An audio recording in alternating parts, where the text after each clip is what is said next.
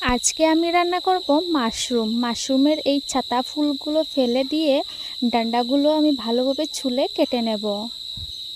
মাশরুমগুলোকে মাটি ছাড়িয়ে আমি ভালোভাবে ছুলে কেটে নিয়েছি আর জলের মধ্যে ভিজিয়ে রেখেছি। এবারে মাশরুমগুলো ধুয়ে নিলাম। তারপরে আমি একে একে সব মশলা দিয়ে দেব।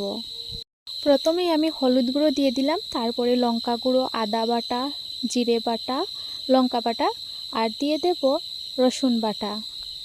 এখানে পেঁয়াজগুলো আমি কেটে রেখে দিয়েছি।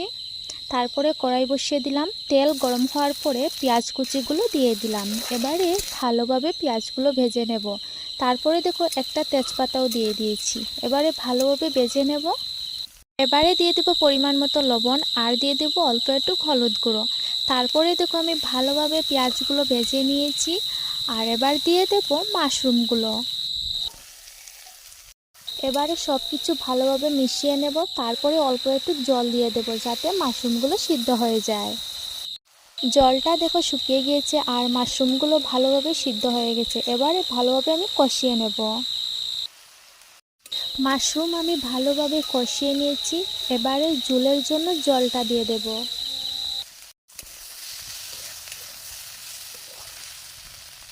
ঝোলের জন্য জলটা দিয়ে দিয়েছি আর এখন জলটা ফুটেও গিয়েছে। এবারে অল্প একটু গরম মশলা দিয়ে দেব, তারপরে নামিয়ে নিলাম। তো কেমন হয়েছে অবশ্যই কমেন্টে বলবে।